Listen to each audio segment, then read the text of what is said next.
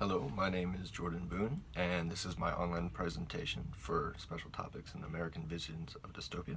This is Akira, the 1988 film, and I'm going to explain to you how it is a dystopian work and why. So, a little backstory. Akira begins 30 years after a nuclear explosion levels Tokyo and begins World War III.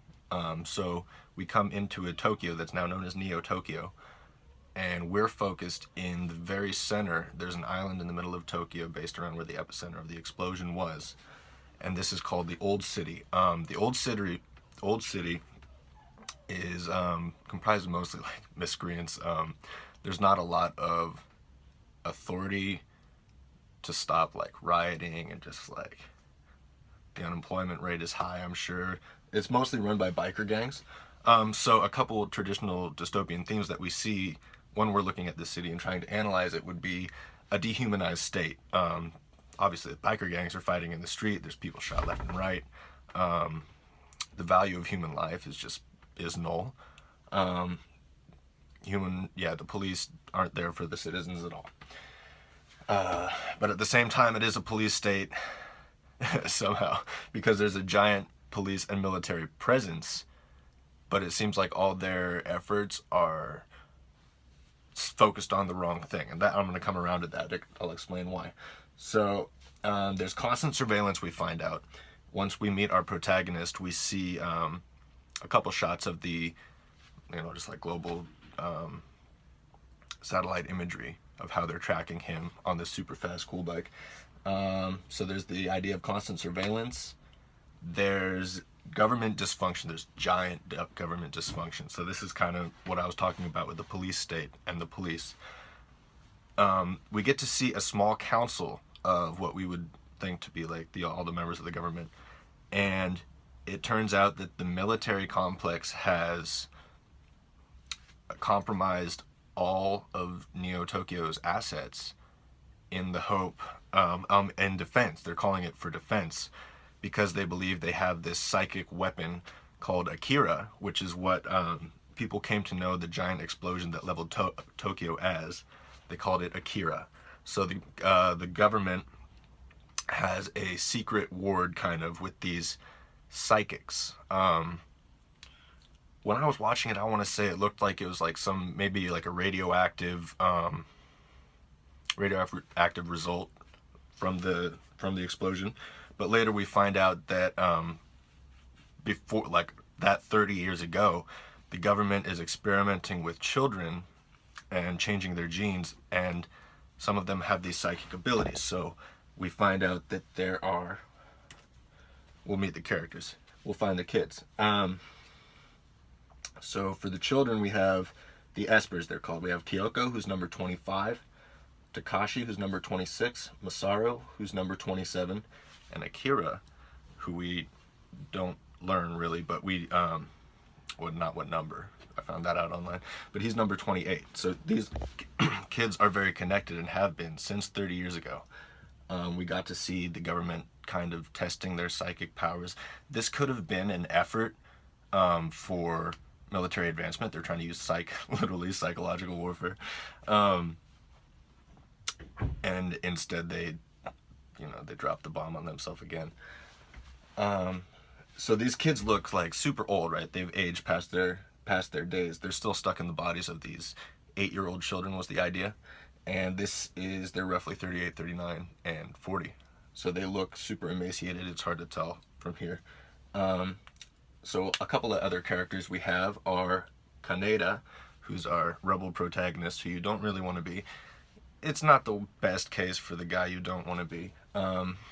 He runs a pretty good biker crew. It's like a good, heartfelt gang. They do get in scraps. They do fight. They do kill. And they pop pills. Popping pills is the thing to do. The bar they continually go to, that's the theme of the bar. So that seems to be like kind of how the state's dumbed down, I guess, like the pharmaceutical fear. We have Kay, who's this tomboy-looking girl. She's part of the rebel. She's obviously the female rebel that Kaneda falls for. And she's brutal. She's a massive terrorist. She lights off a bunch of bombs, kills hundreds of people, probably more civilians than the government that she was after. We have Tetsuo, who is part of Kaneda's biker gang, and we later find out it has some psychic ability. He gets in a motorcycle accident after chasing a rival biker gang, and Takashi actually appears in the road because he has escaped from the government, and he confuses Tetsuo, who crashes, and that's when they discover Tetsuo has powers, and he immediately gets swooped by the government, just like giant planes. The colonel and the doctor, the two who have been running this program with the children, like within seconds, they're there on the scene, full police force, and they ignore the whole biker gang fight. They basically kidnap Tetsuo once they find out that he has psychic ability. Yeah, and he just gets kidnapped. So Kaneda, that kind of sets you off against the government, like they're trying to do something wrong. At the same time, you're kind of struck with how Kei is like, the rebellion is seemingly in the wrong. They're kind of upsetting. The idea of the government is that they're keeping the peace with these psychics and furthering the development of that and spending the money on that, the defense of Akira, because they don't want it to happen again. The explosion was Akira. So they have him, all his vital organs separated. They had to like kind of pull him apart to ensure that it wouldn't happen again. She's a psychic. Or not just a psychic, but she's they all have different psychic abilities. She can see the future. She's a seer. And she can see that the Akira explosion is going to happen again. Let me see real quick here. So eventually what winds up happening is that Tetsuo kind of overloads on this psychic ability. And it's interesting, he morphs into this greater thing. He just keeps adding mass and mass. And there's like this minor transhumanism element. He gets like things shot off, but he just like accumulates metal and builds himself an arm out of the thing. So it could be like a really minor fear of the robot technology, but not really fear. So ultimately, this city of Neo Tokyo is a dystopia in that it's like a cyclical, basically toilet, circling the toilet. The government has, for the interest of the states let this happen, defended them, and it's taken all the money for the economic growth of the economy. So it's kind of it's just stale, and everyone's fallen to ruin. There's no push for education. While they do get caught and reprimanded, and they have to go to like some reformatory school, but it's not enforced. It's not enforced at all. That they're left doing their own devices. Overall, the citizens are helpless. There's a lot of massive destruction in this movie.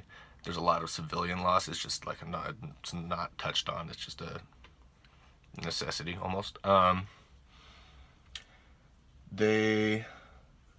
Ultimately Tetsuo gets too big, grows too powerful. They try and drop a satellite laser on him, and that doesn't work. So they have to bring Akira out again. He meets Akira. Tetsuo in his lost state too has some consciousness. He knows kind of who he is, and he's scared now. He's always had this inferiority complex. Kaneda's always been there to help him. They've grown up together. But the government and everything else kind of created, I'd say he's like the idea of society suppressed so hard by the government that it just explodes. And there's fear with him too that is uncontrollable. Ultimately, Akira sets off another explosion and takes Tetsuo in this giant like black hole, killing more or less everybody again within, I think it was a smaller radius than the first bomb. So how to connect this to a little history? It's pretty cool actually. Looking in the 80s in Japan, they lost a lot of economic support globally. They lost a lot of demand for their cars and their other technology. So they turned inwards. They tried to increase, they created a false like higher standard of living with high technology and comfortability in mind. So they really pulled themselves up with their high tech. The idea there was that they were furthering military technology for the growth of the economy. So yeah, it shifted focus from agriculture, manufacturing to focus on high tech and information. as that was the newest and hot product. So they got to jump on that, and they really boosted themselves and did an interesting thing. So yeah, you could kind of see the fear of the loss of all the money, and then putting it in this high-tech thing, this new different thing, taken to a different level. And that is about anything else. You got any questions? Maybe leave a comment, I guess. Thanks. Yeah. Have a good one.